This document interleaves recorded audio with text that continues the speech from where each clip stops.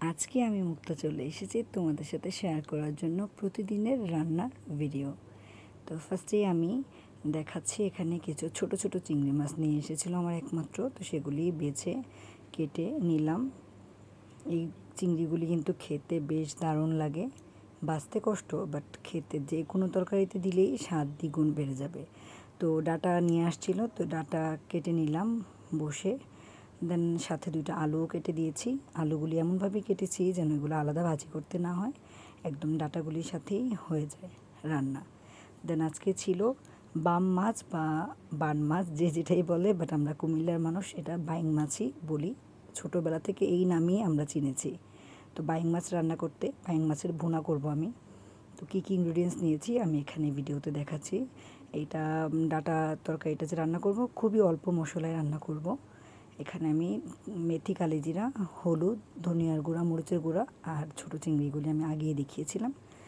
তো এগুলি লাগবে রান্নাতে, এর চেয়ে বেশি কোনো কিছুই লাগবে না। এটা একদমই পাতলা একটা ঝোল হয়, খেতে বেশ দারুণ লাগে। সাথেই ছিল একটা শাক, সেটা তো আমি ছোটো ছোটো চিংড়িগুলো দিয়েছি, পেঁয়াজ, রসুন, কাঁচামরিচ। তো এটা ডিফারেন্ট কোনো কিছুই না, আমি আমার মতো করে এইভাবেই শাক রান্না করি। তো ফার্স্টে আমি দেখাচ্ছি ডাটা তরকারিটা।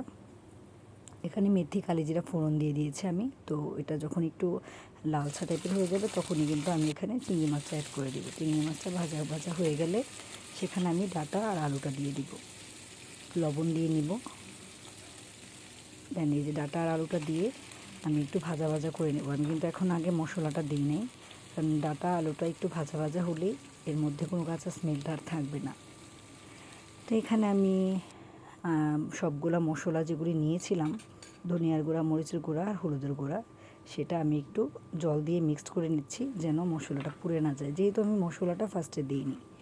তো এখানে আমার ভাজা ভাজা প্রায় হয়ে গেছে, ডাটা আর আলুগুলা প্রায় 5 থেকে 6 মিনিট আমি ভাজা ভাজা করেছি। দেন মশলাটা দিয়ে আমি আরও একটু ভাজা ভাজা করব। লাল লাল ভাজা ভাজা হয়ে যখন একটু তেল ভেসে আসবে রান্না করার সময় আপনারা দেখতে পারবেন, তো তখনই আমি এখানে ঝোল দিয়ে দিব পরিমাণ মতো। এখানে আসলে বেশি পরিমাণে ঝোল দেওয়া লাগবে না, জাস্ট ডাটা আলুটা সিদ্ধ হয়ে তো অলরেডি গেছি, তো যেন পরিমাণ মতোই জলটা আমি দিব। এখানে আমার এই যে ভাজা ভাজা হয়ে গেছে, এখানে আমি জল দিয়ে দিয়েছি। জলটা দিয়ে আমি প্রায় 3 থেকে 4 মিনিট রান্না করব, তার বেশি না, কারণ অলরেডি সিদ্ধ হয়ে গেছে। রান্না করতে গেলেই বুঝতে পারবেন।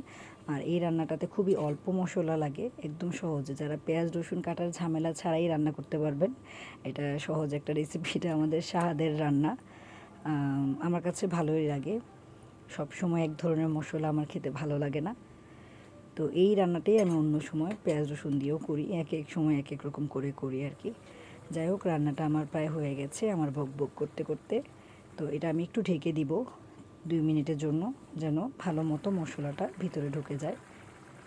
দেন এই তো আমার রান্না প্রায় হয়ে গেছে। দেখেন দেখতে কতটা লোভনীয় লেগেছে, খেতেও বেশ দারুণ লেগেছে।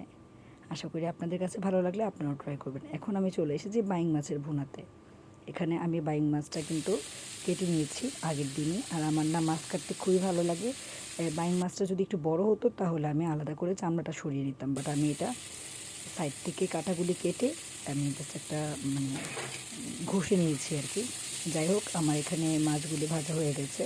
আমি এত বেশি করে ভাজবো না, মানে আধা ভাজা করব। এগুলো অনেকে এমনিতেও দিয়ে দেয় মশলার সাথে, হয়ে যায়, কারণ বাইং মাছটা একটু শক্ত থাকে, তো সেজন্য এটা আলাদা করে না ভাজলেও হয়।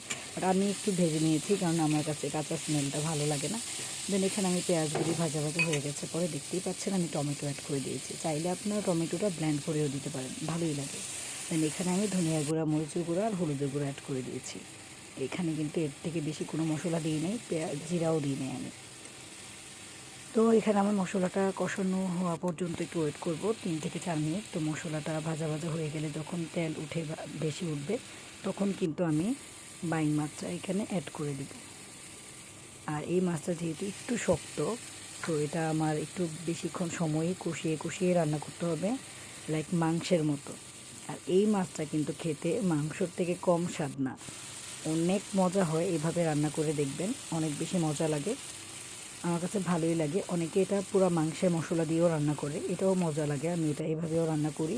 আবার অনেক সময় আলু দিয়েও রান্না করি, সবভাবেই খেতে ভালো লাগে। এই মাছটা আমার খুবই পছন্দ। এভাবে দেখেন, এই যে ঝোলটা দিয়ে দিয়েছি আমি। মশলা কষানোর পরেই কিন্তু ঝোলটা দিয়েছি, আর এটা কিন্তু একদম মাখা মাখা রাখবো, এরকম ঝোল রাখবো না। আপনারা চাইলে ঝোলটা কম বেশি রাখতে পারেন, এভাবেও নামিয়ে নিয়ে খেতে পারেন, মজাই লাগবে। বাট আমার একমাত্র কাছে এটা একদম ভুনা ভুনাটা ভালো লাগে, সেজন্য আমি একদম মশলাটা কষিয়ে ভুনা ভুনা রান্না করেছি। 1 প্লেট ভাত কিন্তু এভাবেই সাবার হয়ে যাবে। আমি আশা করব এই রেসিপিটাও আপনাদের কাছে ভালো লাগবে। দেন এখন চলে আসছি শাকের মধ্যে। শাক তো বেশি কোনো কিছুই না, জাস্ট চিংড়ি মাছ, পেঁয়াজ, রসুন দিয়ে লবণ দিয়ে ভাজা ভাজা হয়ে গেছে পরে একটু ধনিয়ার গুঁড়া আমি অ্যাড করেছি। আর আরেকটা জিনিস বলবো, আমি লাল শাকে আমি হলুদ ব্যবহার করি না, খুব কম মাঝে মাঝে করি, যদি দেখি শাকটার কালারটা একটু উল্টাপাল্টা তখন। এই শাকটা একদমই লাল ছিল, দেন আমি এই জন্য হলুদ ইউজ করি নাই। তো মশলাটা যখন ভাজা ভাজা হয়ে গেছে, আমি লাল শাকটা দিয়ে মাখা মাখা করে নামিয়ে নিয়েছি।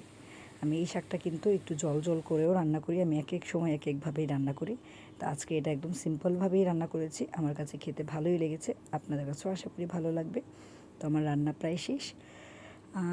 আর কি বলবো, আপনাদের কাছে ভালো লাগলে আপনারা এইভাবে ট্রাই করবেন প্রতিটা রান্না। আমি প্রতিদিনের ভিডিওই আপলোড করেছি। ভালো থাকবেন সবাই, টাটা।